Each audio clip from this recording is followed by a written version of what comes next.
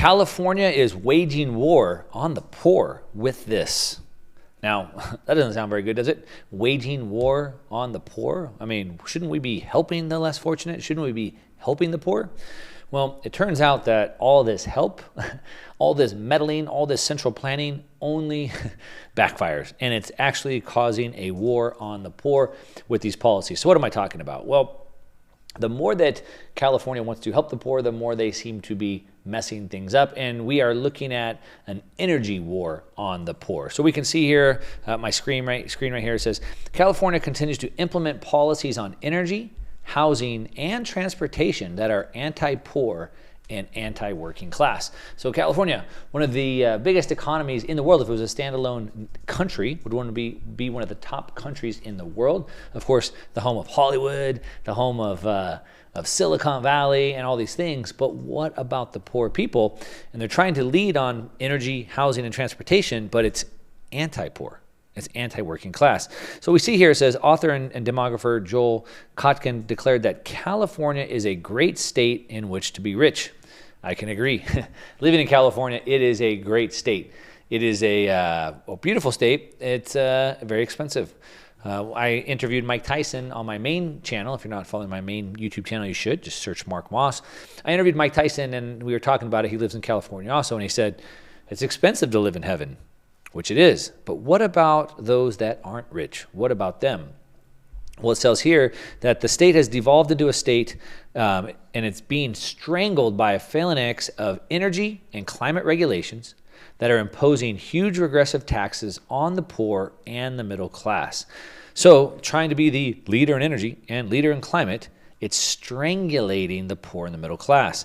It says here, more than a third of Californians are living in or near poverty. A third, 1 out of 3, living in poverty. Nearly 1 in 6, 16.4% Californians were not in poverty but lived fairly close to the poverty line. All told, more than a third, 34% of state residents were poor or near poor. So more than 1 out of 3 people in the state of California are poor, living at the poverty line. It's a big number. 1 out of 3. Think about that. Shouldn't we be thinking about those people? Shouldn't we have policies in place to help those? But never mind, when these policy leaders have something in mind, they want to do it. California policymakers continue to implement policies on energy, housing, and transportation that are driving up the cost of living and deepening the state's poverty problem. Okay, so the more they meddle, the more they try to do, the more the poverty problem comes out. Like I said, this is a war against the poor. It says here, we can see the state's Air Resource Board released a plan that will ban the sale of automobiles with internal combustion engines by 2035. Okay, I mean, I guess that sounds good, but what about people who can't afford those vehicles? That's a problem. It says here, the Los Angeles City Council banned the use of natural gas appliances and heaters in new homes. So now new homes can't have that anymore. What's wrong with that? Well, the problem is that on an energy equivalent basis, electricity costs 4 times as much as natural gas.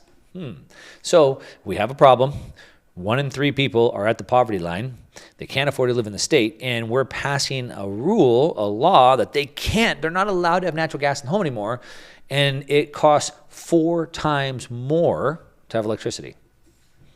Seems like a big problem. Well, that's energy. We see here on July 1st, motorists in the state began paying an additional 3 cents per gallon tax on gasoline, a move that will make California's motor fuel even more expensive. So California has the highest gasoline prices in the nation. 1, because of the regulations they put on the type of gas that can come into the state. 2, because of the high taxes that they put onto each gallon of gas. Each gallon of gas has federal tax and it has state tax. Of course, California has the highest state income tax and has the highest state gasoline tax. And now it's going up even more, another 3 cents per gallon. Now, another 3 cents. Doesn't sound like a big deal, right? Just keep in mind that the gas station itself makes less than 2 cents of profit per gallon, less than 2. California is just going to add an additional 3 on top of the cost of gas. So they're doing everything in their power to get gas prices down? I think not. We can see that gas prices are almost 30% more than the rest of the United States. 30% more for gasoline than the United States. On top of that, blackouts in the states have become so common, particularly in the Bay Area, that media outlets, they stopped reporting on them. They don't make them anymore. They've been going on for a long time. We can see that blackouts are coinciding with skyrocketing electricity prices. So there's not enough electricity, so there's blackouts, meaning there's not enough electricity, so just big areas go out. And because there's not enough electricity, then what happens with the price? Well, supply and demand, that's right, the price skyrockets. Skyrocketing electricity prices are coinciding with the implementation of some of America's most aggressive renewable energy mandates. Why are the prices going up? Because we don't have enough of it. Why don't we have enough? Oh, because we shut down 2 out of our 3 nuclear plants. We shut down all our old generation plants because we were going to replace it with renewable energy. That's right. Oh, but the problem is the renewable energy doesn't replace it. So we just end up with not enough electricity, which means prices go super high and we get rolling blackouts. What a great trade-off. Now, on top of that, we already talked about the mandate of switching over to electric vehicles. Now, if you don't live in California, you don't know, but let me just tell you what's coming for you. Because on top of the mandate switching to electric vehicles, we also don't have enough electricity, so we have blackouts. And on the media, they're telling us, don't plug in your electric vehicles. We don't have enough energy. So they force you to buy an electric vehicle, then they don't supply you with enough electricity to charge it, and they tell you not to charge it. How does that work? We can see this has been going on for a while. In 2008, Governor Schwarzenegger signed an executive order that required the state's utilities to obtain 1/3 of their electricity they sell from renewables by 2020. So that time came and passed already, which of course we don't have that. In 2015, Governor Jerry Brown signed a law that boosted the mandate to 50% by 2030. In 2018, lawmakers imposed yet another mandate that requires the state's electricity utilities to produce at least 60% of electricity from renewables by 2030. Okay, great. The one thing that I'd love to see them do is actually build out the renewable energy and prove that it works before they start shutting off the energy that we so desperately need. That seems like it'd be a good idea. Last year alone, the all-sector price of electricity in California jumped by almost 10%. Residential prices increased even more, jumping to almost 12%. A 12% increase just for your residential electricity. Did your pay go up by 12%? I doubt it. We know inflation did, but what about your pay? No. California residential users are now paying about 66% more for electricity than homeowners in the rest of the U.S. So to live in the United States, and to live in California, you pay 66% more for your home electricity. You pay 30% more for your gasoline. Now, this is an attack on the poor, which, as we already laid out the case, more than 1 out of 3 people in the state of California are already living on the poverty line. Why is it an attack on the poor? Well, because if you live on the poverty line, or the more poor you are, the more percentage of your income goes to gas for your car, food, and electricity for your house. You can't live without those things. And so it could take up the majority of your budget. Now, if you make billions of dollars, it's a very small percentage of your budget. But in a state where we have that many people on the poverty line, why are we continually trying to increase the prices of things that they desperately need? We can see that there's also a problem. There's a shortage of affordable housing. Houses in California are the most expensive in the nation.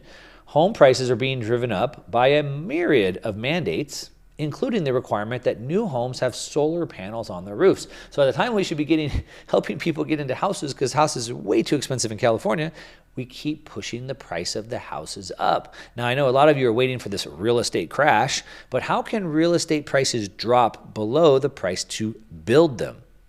But as I've already shown you, 1, you can't put natural gas into homes anymore. 2, now you have to put solar panels on every house. So how's that going to bring the price down at a time when we need more affordable housing? The answer, it doesn't. I like this right here. It's a civil rights lawyer, Jennifer Hernandez, calls this a green Jim Crow. So Jim Crow policies were racist, right? They were against minorities, and they're basically calling this a green Jim Crow. So these green policies they're racist against poor people, I guess is what they're saying. Now, there's no shortage of irony here. California is one of the most liberal states in America. This part's great here. No shortage of irony here. It's one of the most liberal states in America. The California Senate has been controlled by the Democratic Party since 1970. Not to turn this into a political thing, but it kind of is. So since 1970, California has been controlled by Democrats.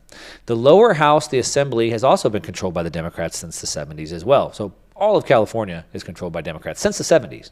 Now, the Democratic Party has long been considered itself the party of the working class and minorities. And as a matter of fact, nearly half of Latinos consider themselves Democrat. But more than 1 in 5 Latinos lived in poverty, compared to 17.4% of African Americans, 14.5% of Asian Americans, and 12% of whites. So, let's see. The Democratic Party is supposed to be the party of working class and minorities. Half of Latinos are Democrats. California has been completely controlled by Democrats since the 70s. So why are they doing things that are against the working class and minorities? Why are they doing things that are against the poor people? It's a good question. We can see that all these pending regulations will make the state's affordability crisis even worse.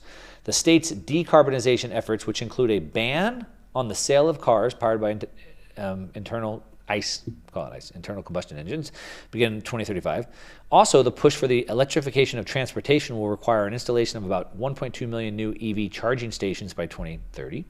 The cost of those stations will, of course, be borne by, that's right, ratepayers. So expect your rates to go up to pay for that, of course. Running all cars and trucks in the state on electricity will increase electricity demand by 25%. In a state that's already experiencing regular blackouts. So we're going to increase the electricity demand by 25%, but we don't have enough electricity. And in order to build this out, your rates got to go up. The 100% zero carbon electricity mandate and the economy-wide goal of carbon neutrality by 2045 will also increase the costs. Look, if you're not figuring this out, hopefully this is starting to make some sense to you. It says right here, the hard reality is that California's climate policies and renewable energy mandates are eviscerating vast segments of the state population. California's climate policies and renewable energy mandates are completely wiping out a third of the state's population. And here's this part that you need to check out. The state's climate policies are hard to fight because California is, quote, being governed by the administrative state, the regulators. The legislator, the ones that you and I get to vote for, hasn't mandated most of these climate rules. There is no legislative mandate. They aren't accountable. They're not accountable because we didn't vote for them. All of these laws are being put on top of us by regulators, the administrative state. We didn't vote for this.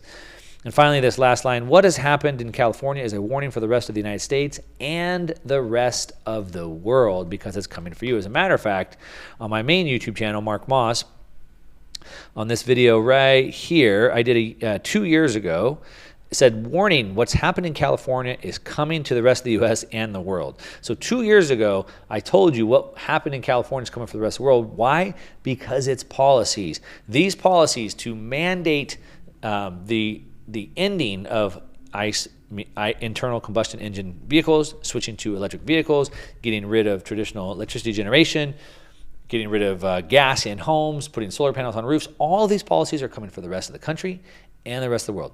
You can expect your energy prices to go up. You can expect to have rolling blackouts. And I know that sounds bad, and it sounds kind of doom and gloomy, and it is. It's not my fault. That's what's happening. Now, you can put your head in the sand and ignore it, but it's not going to change the fact. Let me know what you think about that. Leave me a comment down below. Of course, give me a thumbs up on this video if you like it. If you don't, that's okay. Give me a thumbs down, but at least leave me a comment and tell me why. And this is my new channel. I'm trying to grow it. Go ahead and click that subscribe button. And while you're at it, you can check out that video on my main YouTube channel. What's coming for California is coming for the rest of the world. All right, that's what I got for you today. To your success. I'm out. Since you've stayed to the end, I know you like this video, which means you're probably going to really like this video right here and this video right here.